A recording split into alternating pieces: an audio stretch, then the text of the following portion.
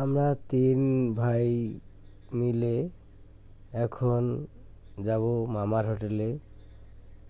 যেখান দিয়ে যাব তার লোকেশন দিচ্ছি। রংপুর থেকে মেডিকেল মোড় থেকে জাহাজ কোম্পানি মোড় যাব। জাহাজ কোম্পানি মোড় থেকে আমরা যাব এখন সাতমাতা মাহিগঞ্জ। সাতমাতা মাহিগঞ্জ থেকে আমরা যাব এখন পীরগঞ্জ।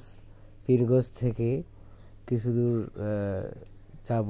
যাওয়ার পর দেখবেন অনেক সুন্দর দৃশ্য দেখা যাচ্ছে। আশেপাশে অনেক গাছপালা, ছায়া, অনেক ভালো লাগবে।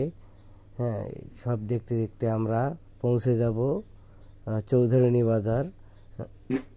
চৌধুরানী বাজার আসার পর মামার হোটেল ওখানেই আছে। ওখানে মামার হোটেল মোড়ে ওখানে যাওয়ার পর এখন আমরা ওখানে খেতে বসবো। সাতমাথা পার হওয়ার পর দেখবেন অনেক প্রকৃতির দৃশ্য। আশেপাশে দেখবেন ধান ক্ষেত, পুকুর, তারপর অনেক গাছপালা, ছায়াদার। এগুলো দৃশ্য দেখতে দেখতে আমরা চলে আসব মামার হোটেলে। এখন মামার হোটেলে আমরা ঢুকবো।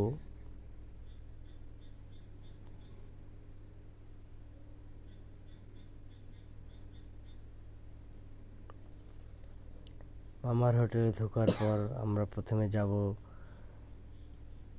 হাত এবং মুখ ধুইতে।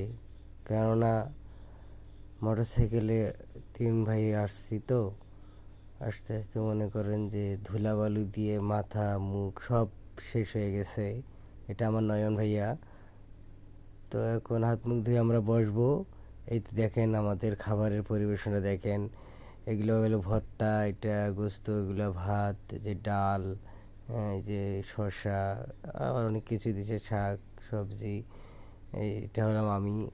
তারপর আমার পাশে হলো আমার ছোট ভাই নয়ন, আর এদিকে আছে শাকিল, এটা আমার ছোট ভাই।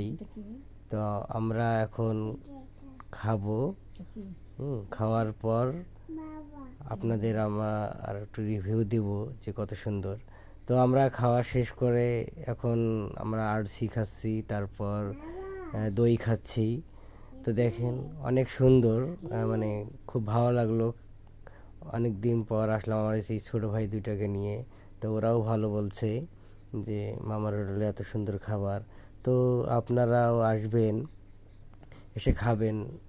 হ্যাঁ, খাওয়ার পর দেখবেন যে কতটুকু ভালো লাগে না। পরিবেশটা আসলে অনেক চমৎকার।